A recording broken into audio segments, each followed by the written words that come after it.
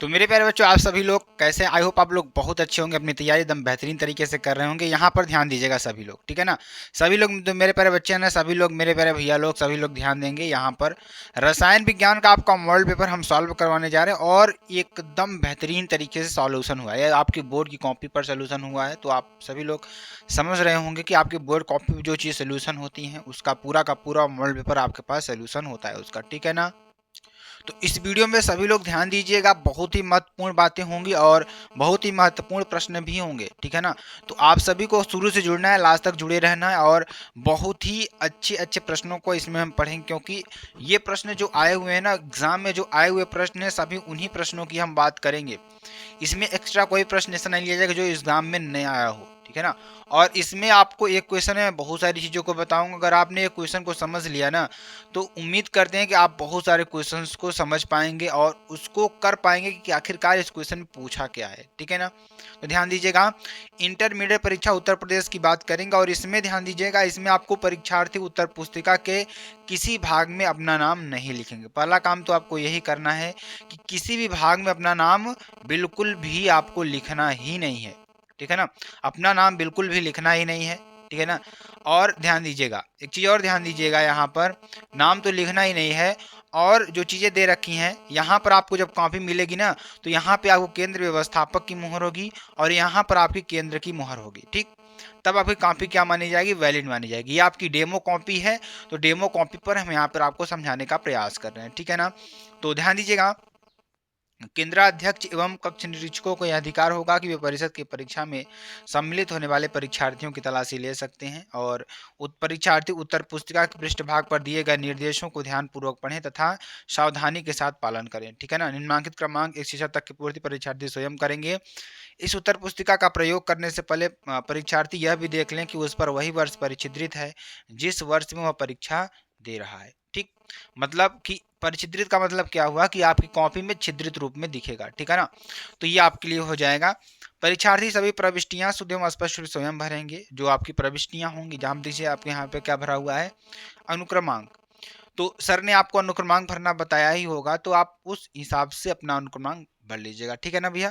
ये बात आपको समझ में आ रही है? मैं आपका दोस्त, आपका भैया, आप जो भी मुझे मानते हैं, आप मेरी बात एक बार ध्यान से सुनिएगा और एक बेहतरीन तरीके से मैं आपको समझाऊंगा। पूरे का पूरा मॉडल पर मैं आपको समझाने का वाला हूँ, ठीक है ना। तो ये चीज़ रही, आपको ये आप भर लेना है। आप बहुत सारे वीडियो में पढ़े होंगे। हम चलते हैं डायरेक्ट, आपको पढ़ाई की ओर चलते हैं, मॉडल पेपर की ओर चलते हैं, ठीक है ना।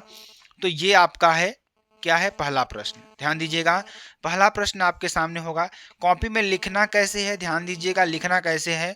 आपको डालना है प्रश्न उत्तर नंबर 1 का क, ठीक है ना। क का उत्तर, उत्तर आपको लिखना है क, बस। ये प्रश्न आपको नहीं लिखना है। ये प्रश्न मैंने इसलिए लिखा है क्योंकि ताकि आपको समझ में आ जाए कि जो प्रश्न है, बार बार मॉडल पेपर, सारे प्रश्न मॉडल पेपर के ही हैं, लेकिन बार बार लिखना, मतलब बार बार आपको मॉडल पेपर को पलटना, दिखाना, समय बहुत ज़्यादा लॉस होता है। इसलिए मैं आपको कम समय में ज़्यादा क्वेश्चन करवाऊंगा यहाँ पर और अच्छी तरीके से समझाने वाला हूँ, ठीक है ना।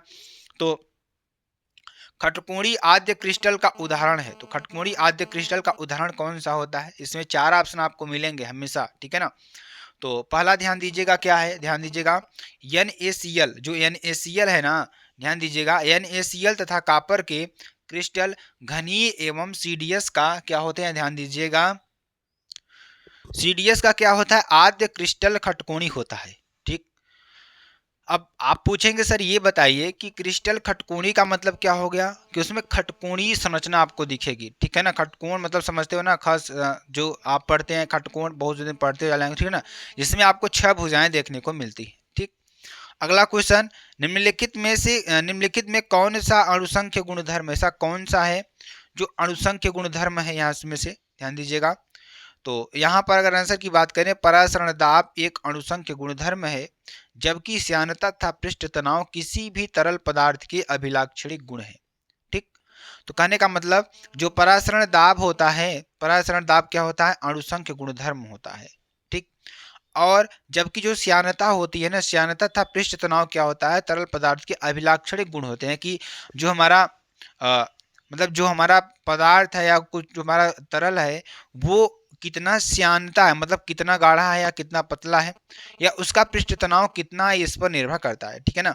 अगला, निम्नलिखित में से कौन शून्य कोट की अभिक्रिया, ऐसी कौन सी है जो शून्य कोट की अभिक्रिया है। ठीक, तो ये आपको बताना है, ध्यान दीजिएगा सभी लोग। तो ध्यान दीजिएगा यहाँ पर, ये आप देखिए यहाँ पर, तो यह अभिक्रिया एक शून्य कोट की अभिक्रिया का उदाहरण है। कौन सी अभिक्रिया, H2 प्लस Cl2 Hv, यानी कि Hv की उपस्थिति में क्रिया करेगा, मतलब जो आपकी Hv मतलब एक प्रकाशिक, ठीक है ना, अल्ट्रा वायलेट किरण जिसे आप कहते हैं ना, वो होती है 2HCl, ठीक है ना। तो ये आपका हो जाएगा। अगला देखेंगे, ग्लूकोज में कितने प्राथमिक एल्कोहलिक समूह है, ठीक है ना भैया। तो आपको बताना है, तो ग्लूकोज जो होता है ना, इसमें कितने प्राथमिक एल्कोहलिक समूह होते हैं। तो ग्लूकोज में एक एक एक एल्डिहाइड समूह, एक प्राथमिक एल्कोहलिक तथा एक 4 द्वितीयक एल्कोहलिक समूह पाए जाते हैं। ठीक, अगर आप ग्लूकोज संरचना देखेंगे तो सबसे पहले क्या मिलेगा, CHO मिलेगा। उसके बाद आपको एक हाइड्रोजन, फिर एक OH, आपको मैंने पढ़ाया हुआ है सारी चीज़ों को, उसकी संरचना आप देख लीजिएगा वीडियो, ठीक है ना। तो पूरा चैप्टर आपको कंप्लीट हो जाएगा। एक चैप्टर आपका बचा है 9वां चैप्टर, वो भी कंप्लीट हो जाएगा। जो ऐप वाले बच्चे हैं बिल्कुल घबराइए नहीं, 9 चैप्टर तक आपका हमने कंप्लीट करा दिया है। अब आप लोग क्या करिए, सिर्फ और सिर्फ मॉडल पेपर को सॉल्व, क्योंकि जैव अणु से बहुत ही कम प्रश्न आते हैं, उसको हम कंप्लीट करवा देंगे, उसकी टेंशन मत आप लोग लीजिए। बस आप लोग पढ़िए, आपके पास अभी टाइम है, 18 फरवरी से आपका एग्जाम है। ठीक, मतलब 22 फरवरी से आपका एग्जाम है, तो आप लोग बस अभी तैयारी करिए, ठीक है ना। बिल्कुल टेंशन मत लीजिए, एक चैप्टर बाकी है, मैं उसको कंप्लीट करा के बस 1-2 दिन में कंप्लीट करा के आपका बिल्कुल रिवीजन आपका चालू हो जाएगा, ठीक है ना। निम्नलिखित में से कौन सा पदार्थ हैलोफॉर्म अभिक्रिया देता है, ऐसा कौन सा पदार्थ है जो हैलोफॉर्म अभिक्रिया देता है। तो RCOCH3 प्रकार के सभी कार्बनिक यौगिक क्या देते हैं, हैलोफॉर्म अभिक्रिया देते हैं। ठीक, अगला देखिए, कार्बिल अमीन अभिक्रिया में क्या बनता है। तो कार्बिल अमीन अभिक्रिया में क्या बनता है, आप सभी लोग यहाँ पर देखिए, इसका आंसर क्या हो जाएगा। तो कार्बिल अमीन अभिक्रिया में प्राथमिक अमीनों के परिरक्षण के लिए प्रयोग की जाती, जो कार्बिल अमीन की अभिक्रिया है ना, वो प्राथमिक अमीनों के जो परीक्षण है ना, इसके लिए प्रयोग की जाती है, जिसमें एक विशेष प्रकार का दुर्गंध युक्त कार्बनिक यौगिक यानी कि आइसोसाइनाइड बनता है। क्या बनता है, आइसोसाइनाइड बनता है। अब 2 की बात करेंगे, 2 के प्रश्न की बात करेंगे। इसमें आपके प्रश्न होते हैं अति लघुत्तरीय, ठीक है ना भैया। इसमें क्या होते हैं, अति लघुत्तरीय प्रश्न होते हैं। पहला प्रश्न देखिए, दूसरे नंबर की बात करेंगे, ठोस में बिंदु दोष, ठीक है ना। तो ध्यान दीजिएगा, ये बिंदु आपका ऐसे लिखा रहेगा। ठीक, तो ठोस में बिंदु दोष के प्रकार उदाहरण सहित आपको लिखना है। ठीक, तो बिंदु दोष की बात करेंगे, तो बिंदु दोष क्या होता है, चलिए इसके बारे में अच्छी तरीके से समझते हैं। तो एक क्रिस्टलीय पदार्थ में, क्रिस्टलीय पदार्थ जो क्रिस्टल रूप में बने हों, ठीक है ना, क्रिस्टलीय पदार्थ में एक बिंदु अथवा एक परमाणु, कोई बिंदु अथवा का क्या होगा, कोई परमाणु होगा, कि चारों ओर की आदर्श व्यवस्था में अनियमितताएं अथवा विचलन बिंदु दोष 3 प्रकार का होता है। ठीक, अब देखिए, जैसे आपके पास कोई क्रिस्टलीय संरचना है, ठीक, तो उस क्रिस्टलीय संरचना में उसकी जो आदर्श व्यवस्था है, मान लीजिए बैठना किस तरीके से था, ये था, किसी तरीके से बैठ गया, तो मतलब इधर उधर कहीं इधर, मान लीजिए जैसे कोई अण, मान लीजिए यहाँ आपका संरचना है, ये चीज है।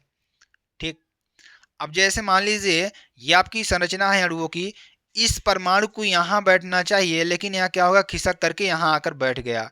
ठीक, अब यहाँ पर आपको जगह बच जाएगी, यहाँ भी वाला इधर बैठेगा, तो यहाँ पर आपको एक जगह बच जाएगी। तो इसी के क्या कहते हैं कि जो हमारे परमाणु को आदर्श व्यवस्था है ना, वो अनियमित हो गई, अनियमित हो जाएगी, तो यहाँ गायब हो जाएगा। ठीक, तो इस प्रकार की जो अनियमितताएं हैं 3 प्रकार की पाई जाती हैं, उसके बारे में चलिए ध्यान दीजिए, समझते हैं। पहला हमारा क्या हो जाएगा, स्टाइकियोमेट्री दोष, ठीक है ना। तो पहला एक स्टाइकियोमेट्री दोष हो जाएगा। उदाहरण के लिए जैसे ZNS में होता है, AgCl में होता है, ये आप अभी याद कर लीजिए, ठीक है ना। मैंने आपको चैप्टर नंबर 1 में पूरा पढ़ाया हुआ है, जो कि आपकी वीडियो अपलोड हुई होगी, तो वहाँ से आपको पूरा कंप्लीट, पहले आप अगर आप देखने आ रहे हैं तो पहले आपको एक बार रिवीजन करना होगा सभी चैप्टर्स का, तब आपको अच्छी तरीके से यहाँ पर समझ में आएगा, ठीक है ना, अन्यथा समझ में आएगा ही आएगा, ठीक है ना। तो उदाहरण के लिए जैसे ZNS, AgCl, AgBr और AgL में फ्रैंकेल दोष तथा NaCl, KCl, CSCl और AgBr शॉर्ट की दोष है। ठीक, अशुद्धता दोष की बात करेंगे, दूसरा नंबर आपका हो जाएगा। उदाहरण के लिए यदि अल्प मात्रा में, किसमें, अल्प मात्रा में SrCl2 युक्त गलित NaCl को क्रिस्टलीकृत किया जाए तो, क्या किया जाए, क्रिस्टलीकृत किया जाए तो Na+ के कुछ स्थान Sr2+ द्वारा घेरे लिए जाते हैं। यह एक अशुद्धता दोष है। क्या है यह एक अशुद्धता दोष है। ठीक, चलिए नॉन स्टाइकियोमेट्री दोष की बात करेंगे। यहाँ दोष दो प्रकार के होते हैं। पहला धातु आधिक्य दोष, जैसे जिंक ऑक्साइड यानी ZnO, मतलब जब धातु आयन क्या हो जाते हैं उसमें अधिक आ जाते हैं, ठीक, तब क्या हो जाता है, धातु आधिक्य दोष हो जाता है। ठीक, जैसे ZnO में आपका होगा। धातु न्यूनता दोष, इसमें क्या होगा, एक धातु आयन क्या होगा, बाहर निकल जाएगा, तो क्या हो जाएगा, आयरन ऑक्साइड क्रिस्टल। ठीक है ना, यह बात आपको समझ में आई। चलिए ध्यान दीजिएगा, आगे मैं चर्चा करता हूँ कुछ और चीज़ों की यहाँ पर। तो ख नंबर की बात करेंगे, ध्यान दीजिएगा। परासरण तथा विसरण में उदाहरण सहित आपको अंतर समझाना है। किसमें, परासरण क्या होता है, विसरण क्या होता है, ये चीज़ मैं बहुत डिटेल में आपको पढ़ा चुका हूँ। अब ध्यान दीजिएगा, आज भी आप लोग समझ लीजिएगा। विलायक के अणु, विलायक का मतलब आप लोग समझते हैं ना, जो परासरण दाब था विसरण दाब होता है। उदाहरण से आपको इसको समझाना, मैं आपको समझाता हूँ। ध्यान दीजिएगा मेरे प्यारे भैया लोग, अच्छी तरीके से देखिएगा और हमारे साथ जुड़ने का प्रयास करिएगा, ताकि आपको हम बेहतरीन तरीके से समझा पाएँ। ठीक है ना, तो चलिए यहाँ पर देखिए क्या होगा कि परासरण का मतलब विलायक के अणु का कम सांद्रता वाले विलयन से, मान लीजिए कोई हमारे पास विलायक है, एक विलायक होता है, एक विलेय होता है। ठीक है ना, तो विलायक की अगर हम बात करें और विलेय की बात करें, विलायक क्या होता है, जो चीज अपने अंदर किसी चीज को क्या कर ले, घोल ले, अपने अंदर समाहित कर ले, वो क्या होता है, विलायक होता है। और विलेय क्या होता है, जो चीज किसी तरल में जाकर के पूरी तरीके से घुल जाए, वो क्या होता है, विलेय। जैसे पानी और चीनी का उदाहरण हम लेते हैं, तो इसमें जो पानी होगा वो हमारा क्या होगा, विलायक होगा, और जो हमारी चीनी होगी वो क्या होगी, विलेय होगी। ठीक, तो क्या कह रहा है कि विलायक के अणु का कम सांद्रण वाले विलयन से एक अर्ध पारगम्य झिल्ली द्वारा अधिक सांद्रता वाले विलयन की ओर स्वतः प्रवाह परासरण कहलाता है। कहने का मतलब, अगर हम, ध्यान दीजिएगा, एक विलायक अणु, मान लीजिए उसकी क्या है, सांद्रता कम है, क्या है, सांद्रता कम है, उसमें हम एक अर्ध पारगम्य झिल्ली लगा देते हैं। अर्ध पारगम्य झिल्ली का मतलब, जिसमें से कोई हमारा जो विलयन है वो उसमें से क्षरण करके धीरे धीरे धीरे धीरे क्या होता है, उसमें कम सांद्रता से अधिक सांद्रता की ओर क्या होता है, स्वतः प्रभाव होता है, तो परासरण कहलाता है। उदाहरण तौर पर देखिए, जैसे सोडियम क्लोराइड विलयन में कोशिका का संकुचन, क्या होता है, सोडियम क्लोराइड विलयन में कोशिका का संकुचन। विसरण की बात करेंगे, वह क्रिया विधि जिसमें विलेय के अणु या कण विलयन में जा करके सभी भागों में सांद्रता को समान कर देते हैं, विसरण कहलाता है। जैसे पोटेशियम परमैंगनेट का जल में मिश्रण। ठीक, तो ये आप अंतर समझ पाए कि नहीं समझ पाए, अच्छी तरीके से आपको समझ में आ गया होगा।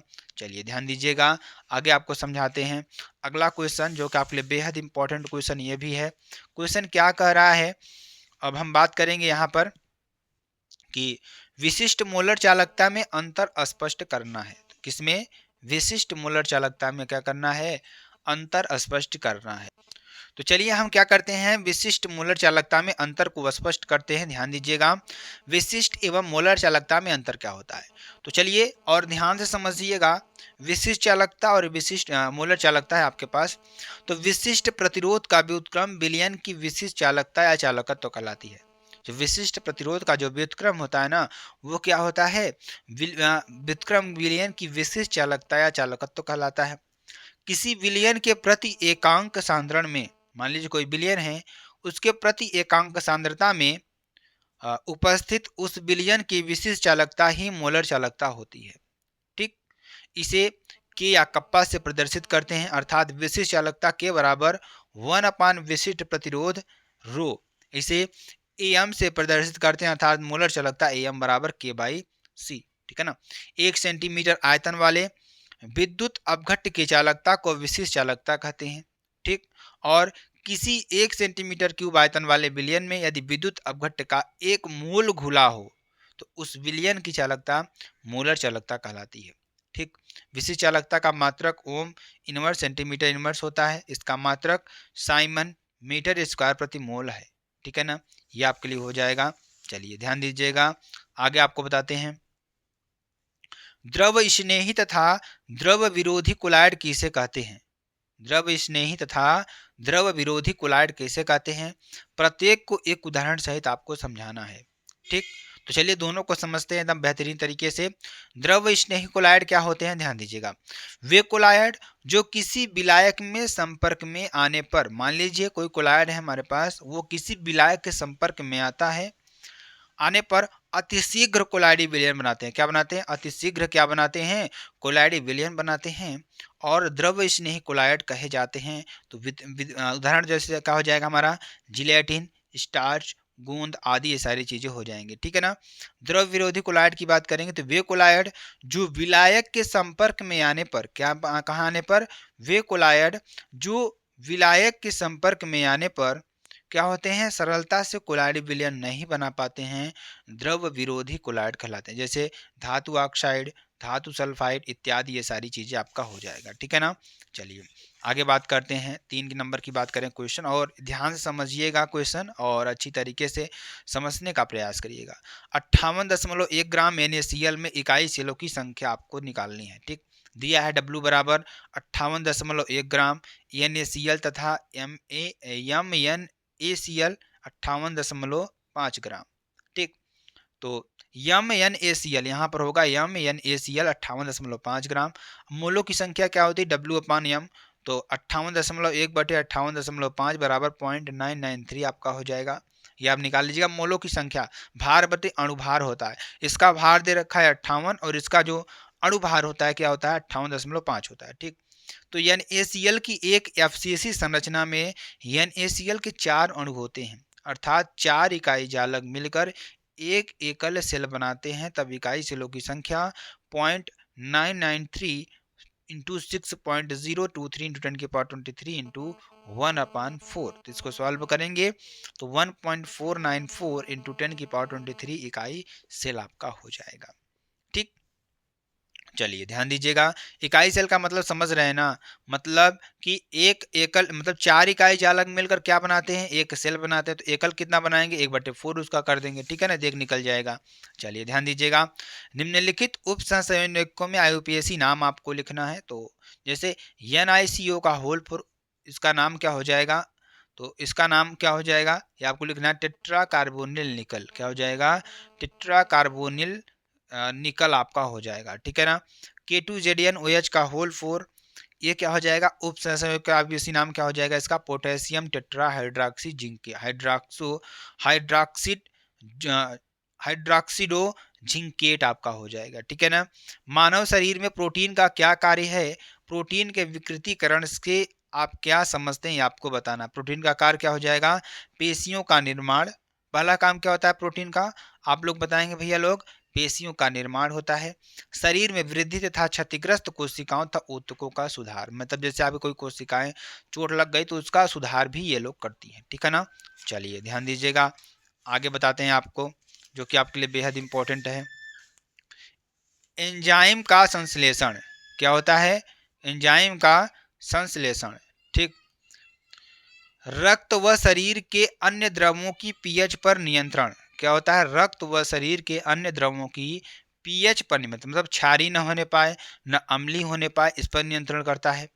एंटीबॉडीज के रूप में शरीर की सुरक्षा, एंटीबॉडीज के रूप में शरीर में सुरक्षा, आनुवांशिक लक्षणों के विकास एवं गति आदि का नियंत्रण करती है। ठीक है ना। अब हम प्रोटीन के विकृतीकरण की बात कर लें तो जैविक निकाय, जैविक मतलब निकाय समझते हैं ना, जैविक निकाय में पाई जाने वाली विशेष त्रिविमा संरचना तथा जैविक सक्रियता वाले प्रोटीन प्राकृतिक प्रोटीन कहलाता है।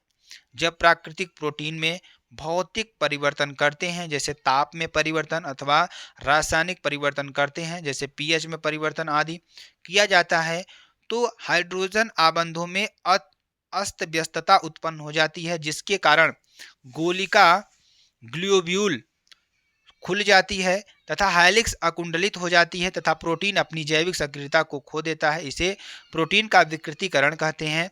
विकृतीकरण के दौरान द्वितीय तथा द्वितीयक संरचनाएं नष्ट हो जाती हैं, परंतु प्राथमिक संरचना अप्रभावित रहती है। उबालने पर अंडे की सफेदी का स्कंदन विकृतीकरण का एक सामान्य उदाहरण है। एक अन्य उदाहरण दही का जमना है, जो दूध में उपस्थित बैक्टीरिया द्वारा लैक्टिक अम्ल उत्पन्न होने का कारण होता है। ठीक, यह आपका हो जाएगा उसके बाद घ नंबर की बात करेंगे, गैर धातु क्या है, इसके गुण आपको लिखना है, ठीक है ना। तो ऐसे तत्व जो ताप तथा विद्युत के कुचालक होते हैं तथा धातुओं के समान चमकदार, तन्य व अघात वर्धनीय नहीं होता है, गैर धातु कला। देखिए, जो प्रश्न छोटे हैं मैं आपको थोड़ा अच्छी तरीके से बताऊंगा, जो बड़े प्रश्न हैं वो आप अच्छी तरीके से समझ सकते हैं और वो आपको समझना ही है, ठीक है ना। तो आप उसको स्क्रीनशॉट करिएगा, अभी नहीं, अभी आपको करवाएंगे क्वेश्चन, अभी आगे आपको जब बताएंगे तब, ठीक है ना। एक दो क्वेश्चन मैं आपको करवाऊंगा, ध्यान दीजिएगा। अर्थात गैर धातु क्या होते हैं, मुलायम तथा क्षणभंगुर प्रकृति के होते हैं। जो गैर धातु होते हैं क्या होते हैं, क्षणभंगुर होते हैं, ठीक, और प्रकृति के होते हैं, क्षणभंगुर प्रकृति के होते हैं, जिनमें कोई विशेष चमक नहीं होती। इसमें कोई विशेष चमक आपको नहीं दिखाई देगी, जैसे कार्बन, सल्फर, फास्फोरस, हाइड्रोजन व ऑक्सीजन आदि के गैर धातु हैं, ठीक है ना। 4 की बात करेंगे, ये प्रश्न आप लिखिएगा, बहुत बार करवाया गया प्रश्न है, इसको आप अपने अच्छी तरीके से समझिएगा। निम्नलिखित सेल का 298 केल्विन पर नष्ट समीकरण लिखिए एवं ईएमएफ की गणना कीजिए, ये आपको कर लेना है। उसके बाद ध्यान दीजिएगा, यहाँ पे आपको इसको भी आपको अच्छी तरीके से कर लेना है, ठीक। चलिए ध्यान दीजिएगा, आगे मैं आपको बताता हूँ जो आपके लिए बेहद इंपॉर्टेंट है। निम्नलिखित पर संक्षिप्त टिप्पणी आपको लिखना है, ठीक। तो चलिए इन पर टिप्पणी हम लिखते हैं, अच्छी तरीके से समझने का प्रयास करते हैं, ठीक है ना। पहला क्या है, टिंडल प्रभाव। क्या है, टिंडल प्रभाव, ठीक है ना। तो कोलाड़ी कणों द्वारा प्रकाश के प्रकीर्णन, ध्यान दीजिएगा, किसके द्वारा, कोलाड़ी कणों द्वारा प्रकाश के प्रकीर्णन के फलस्वरूप टिंडल प्रभाव उत्पन्न होता है, ठीक। कोलाड़ी कणों का प्रभाव आकार प्रकाश की तरंग दैर्घ्य से कम होता है, ठीक, और अतः जब इन पर प्रकाश की किरणें पड़ती हैं तब ये ऊर्जा अवशोषित कर स्वयं दीप्त हो जाती हैं। इस प्रकार नीले रंग का शंकु दिखता है, जिसे टिंडल शंकु कहते हैं। यह एक घटना टिंडल प्रभाव कहलाती है। जैसे आप कहीं पर देखिए होंगे, आप देखिएगा कांच के बर्तन में क्या रखिए, पानी रखिए, ठीक। अब उस पानी में क्या करिए, प्रकाश को प्रवाहित करिए, प्रकाश जब उसमें मारेंगे तो आप देखेंगे एक त्रिकोणीय संरचना बनती हुई चली जाएगी और उसमें से जो कण होंगे जल के ना, वो घूमते हुए आपको दिखाई देंगे। तो वही क्या होता है, हमारा टिंडल प्रभाव होता है, ठीक। वैद्युत कण संचलन की बात करेंगे, जब कोई कोलाइड विलयन वैद्युत क्षेत्र के प्रभाव में रखा जाता है, कहाँ पर, जब कोई कोलाइड विलयन वैद्युत क्षेत्र के प्रभाव में रखा जाता है तो उसके कण गति करने लगते हैं। कुछ विलयनों में ये कोलाइडी कण कैथोड पर तथा कुछ में एनोड पर एकत्रित हो जाते हैं। कोलाइडी कणों की वैद्युत क्षेत्र के प्रभाव में इस प्रकार की गति करने की क्रिया वैद्युत कण संचलन कहलाती है, ठीक है ना। ये आपका हो जाएगा। चलिए ध्यान दीजिएगा, आगे मैं आपको बताने का प्रयास करूंगा और सभी प्रश्नों को आप लोग लिखने का प्रयास करिएगा और समझने का भी प्रयास करिएगा, ठीक है ना। अगला ध्यान दीजिएगा, अमीन किसे कहते हैं। जो अमीन होता है, अमीन किसे कहते हैं, प्राकृतिक द्वितीयक और तृतीयक अमीन की एक एक उदाहरण आपको देना है, ठीक। तो अमोनिया के एक, दो अथवा तीनों हाइड्रोजन परमाणुओं को एल्किल और, देखिए अमीन मैंने आपको 9वां चैप्टर पढ़ाया हुआ है, ठीक है ना। तो वहां आप देख सकते हैं बहुत अच्छी तरीके से इसका मैंने परिभाषा बताया, मैं आप यहाँ बता देता हूँ कि देखिए ध्यान दीजिएगा, कहने का मतलब क्या है मैं आपको थोड़ा समझाने का प्रयास करता हूँ इसमें और अच्छी तरीके से आप लोग समझेंगे भी। आई होप आप लोग, उम्मीद करते हैं कि आप लोग समझिएगा, ठीक है ना।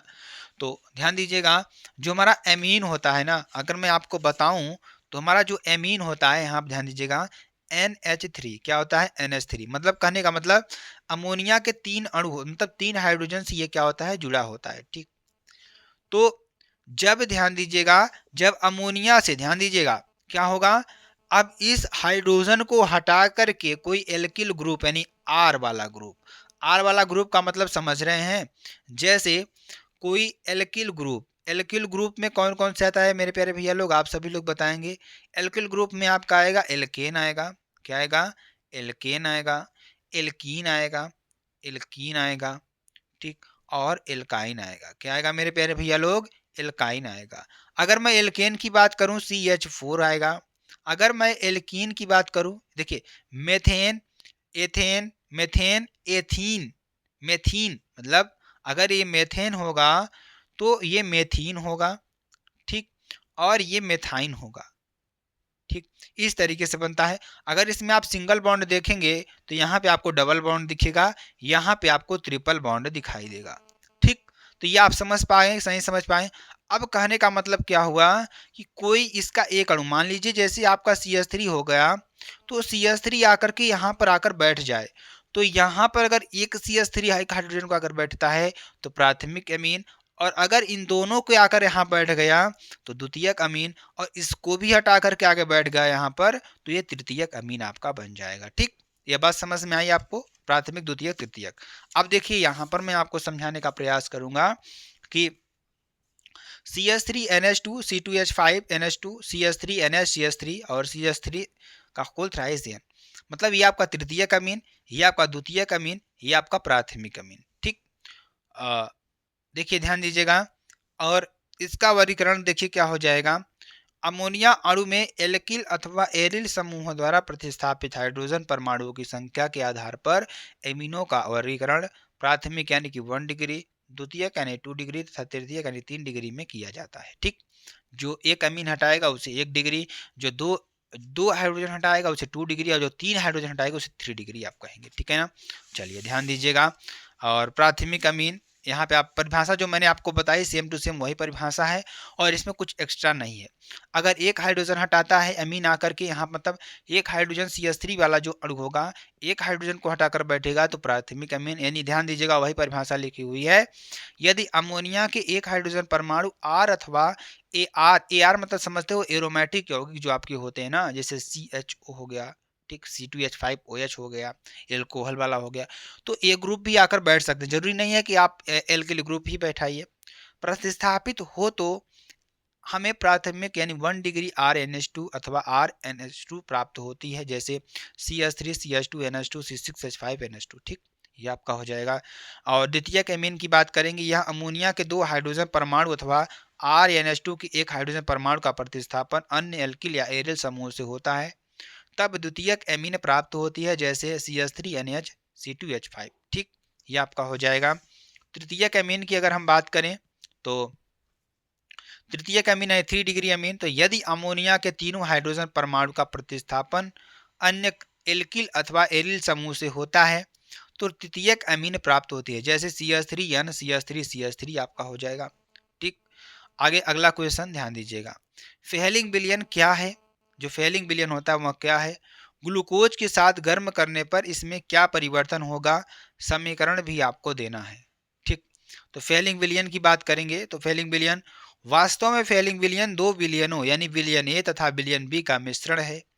फेलिंग विलयन ए CuSO4 का जलीय विलयन होता है, जबकि फेलिंग विलयन बी रोसिल लवण यानी सोडियम या पोटेशियम टार्टरेट यानी प्लस NaOH का मिश्रण होता है। ठीक है ना, ये आपके हो जाएगा। चलिए, जैसे एल्डिहाइड का फेलिंग विलयन के साथ अभिक्रिया करके क्यूप्रस ऑक्साइड का लाल अवक्षेप देते हैं, जबकि कीटोन में नहीं देते हैं। ठीक, ये आपका हो जाएगा। जैसे RCHO+2Cu+5OH क्रिया करके क्या बनेगा, RCOO-, ये आपका एल्डिहाइड मैंने आपको पढ़ाया हुआ है।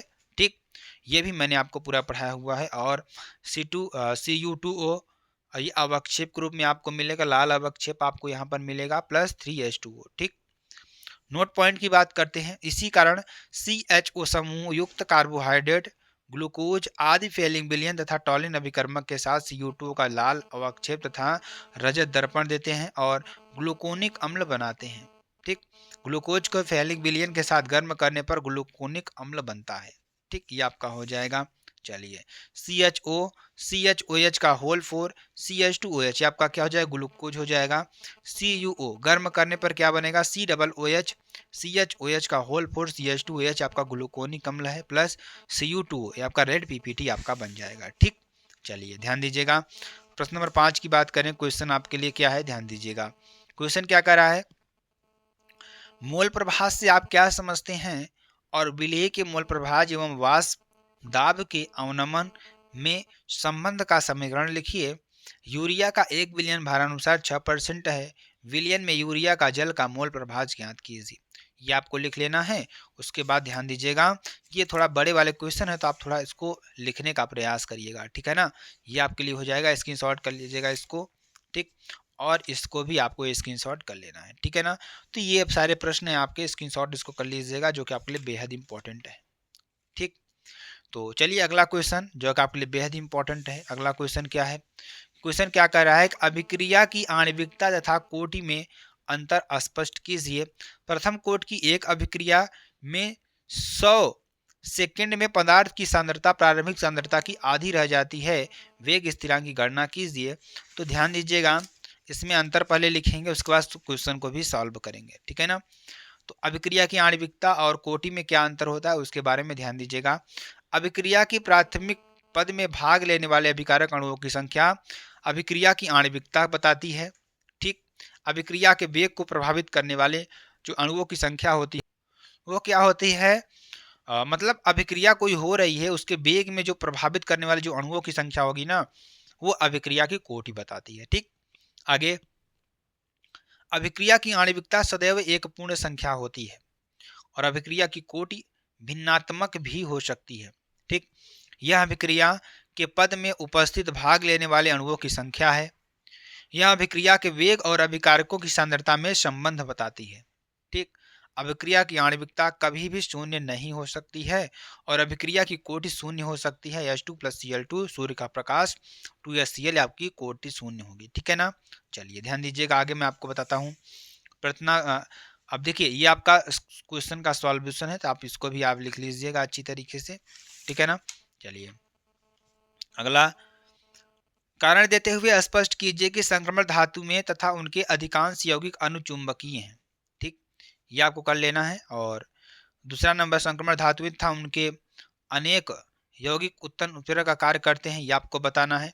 ठीक, इसको भी आप स्क्रीनशॉट कर लीजिएगा, इसको भी आप ध्यान दीजिएगा, इसको भी लिखिएगा। निम्नलिखित को उदाहरण से समझाना है आपको। लिगेंड क्या होते हैं, लिगेंड को मैं आपको बता देता हूँ। उपसहसंयोजन सत्ता में केंद्रीय परमाणु या आयन से परिबद्ध आयन अथवा अणु लिगेंड कहलाते हैं। क्या कहलाते हैं, लिगेंड कहलाते हैं। ठीक, और सामान्य आयन हो सकते हैं जैसे Cl- छोटे अणु हो सकते हैं, जैसे H2O या NH3 बड़े अणु हो सकते हैं, जैसे H2NCH2 CH2NH2 या NCH2 CH2NH2 का होल थ्राइज अथवा बृहद भी हो सकते हैं। ठीक, ये आपका हो जाएगा। चलिए, जैसे प्रोटीन जब लिगंड धातु आयन में आयन से एक दाता परमाणु द्वारा परिबद्ध होता है, जैसे Cl- H2O या NH3 में लिगंड एक दंतुर कहलाता है। जब लिगेंड दो दाता परमाणु द्वारा परिबद्ध हो सकता है, जैसे H2NCH2 CH2NH2 एथेन 1 2 डाइएमीन अथवा C2O2 का माइनस ऑक्सीलेट, तो ऐसा लिगेंड द्विदंतुर कहलाता है। जब एक लिगेंड में अनेक दाता परमाणु उपस्थित हों, जैसा कि NCH2 CH2NH3 में है, तो लिगेंड द्विदंतुर कहलाता है। ठीक, संयोजकता आबंध सिद्धांत की बात करेंगे तो उपसंयोजकों में आबंध की प्रकृति को समझने के लिए अनेक प्रस्ताव दिए गए तथा संयोजकता आबंध सिद्धांत BBT, क्रिस्टल क्षेत्र सिद्धांत CFT, लिगेंड क्षेत्र सिद्धांत LFT तथा आणविक कक्षा सिद्धांत MOT। संयोजकता आबंध सिद्धांत के अनुसार लिगेंडों को प्रभाव में धातु परमाणु आयन N-1D NS और Np अथवा NS0 NNP और ND कक्षकों का उपयोग संकरण के लिए कर सकता है, जिससे विभिन्न ज्यामितियों में जैसे अष्टफलकी, चतुष्फलकी, वर्ग समतली आदि लिगेंड कक्षकों के साथ अतिव्यापन करते हैं, जो अपना इलेक्ट्रॉन युगल आबंधन के लिए इन्हें दान करते हैं। संयोजकता आबंध सिद्धांत के आधार पर संकुल के चुंबकीय व्यवहार से सामान्यतः इनकी ज्यामिति का अनुमान लगाया जा सकता है। ठीक, ये आपका हो जाएगा। अगला क्वेश्चन, प्रयोगशाला में नाइट्रिक अम्ल के विरेचन की विधि लिखिए, इसके दो प्रमुख गुण एवं उपयोग भी लिखिए। ये आपको पहले स्क्रीनशॉट कर लेना अच्छी तरीके से, और ये भी आपको पूरा अच्छी तरीके से लिख लेना है, ठीक है ना। ये आप लिखेंगे, उसका ध्यान दीजिएगा। अगला क्वेश्चन, ये भी आपको पूरा कर लेना है, ठीक, उसी का है, और ध्यान दीजिएगा ये भी आपको पूरा कर लेना है, ठीक है ना, ये भी आपको कर लेना है। और ये देखिए ध्यान दीजिएगा, यहाँ तक आपको करना है। उसके बाद ध्यान दीजिए अगला क्वेश्चन क्या है, मोनोहाइड्रिक एल्कोहल क्या है, इसके क्वथनांक उच्च क्यों होते हैं, एल्कोहलों के विरेचन की कोई दो विधियों का उल्लेख कीजिए। ठीक, ये आपको कर देना है पूरा सॉल्व, और ये आपको पूरा सॉल्यूशन कर देना है। ठीक, और इसको भी आपको पूरा का पूरा सॉल्यूशन कर देना है, ठीक है ना। चलिए, इसको भी आपको पूरा का पूरा सॉल्यूशन कर देना है, जो कि आपके लिए बेहद इंपॉर्टेंट है, ठीक है ना। चलिए आगे ध्यान दीजिएगा सभी लोग, इसको भी आपको पूरा कर देना है, स्क्रीनशॉट कर देना है। ठीक, चलिए अगला क्वेश्चन ध्यान दीजिएगा, क्या कह रहा है, नाभिक रागी प्रतिस्थापन अभिक्रिया क्या होती है, यह अभिक्रिया कितने प्रकार की होती है। तो ये आपको कर देना है और ध्यान दीजिएगा कि आपको पूरा का पूरा सोल्यूशन कर लेना है। ठीक, ये आपको पूरा का पूरा सोल्यूशन कर लेना है। और ये ठीक है ना, मैं लास्ट में देखो जो बड़े वाले प्रश्न है उसका स्क्रीनशॉट करा दे रहा हूँ, ठीक है ना, और आपको एकदम बेहतरीन तरीके से करवाऊंगा भी, ठीक है ना। और इसको भी आपको कर लेना है जो कि आपके लिए बेहद इंपॉर्टेंट है, ठीक है ना। और इसको भी आपको पूरा स्क्रीनशॉट कर लेना है। देखिए आपका मेन मोटिव क्या है, उस मल्टीपल के प्रश्नों को समझना कि कौन कौन से प्रश्न हमारे पास आ रहे हैं, कौन कौन टाइप से प्रश्न है और कितना सॉल्यूशन करना है वो भी मैं आपको बता रहा हूँ, ठीक है ना। और इस प्रश्न को भी आपको कर लेना है। प्रश्न क्या है, प्रयोगशाला में फार्मेल्डिहाइड बनाने की विधि रासायनिक समीकरण सहित दीजिए। क्या होता है जब फार्मेल्डिहाइड को कॉस्टिक सोडा के साथ गर्म करते हैं। ठीक, ये आपका हो जाएगा। तो ये आपको गर्म करना अच्छी तरीके से, ये आपको कर लेना है और ये भी आपको पूरा का पूरा सोल्यूशन कर लेना अच्छी तरीके से, ठीक है ना। और ये आपको कर लेना है, उसकी विधि को लिख लेना है और कास्टिक सोडा, ठीक, ये आपको कर लेना है, ठीक है ना। तो ये आपका पूरा का पूरा मॉडल पेपर था मेरे प्यारे भैया लोग। अगर आपको वीडियो पसंद आती है आप चैनल को लाइक शेयर कमेंट सब्सक्राइब जरूर कर सकते हैं। फिर मिलते हैं नेक्स्ट वीडियो में नए टॉपिक के साथ। तब तक के लिए मेरे प्यारे भैया लोग, जय हिंद, जय भारत, जय माँ Saraswati, bye bye, take care.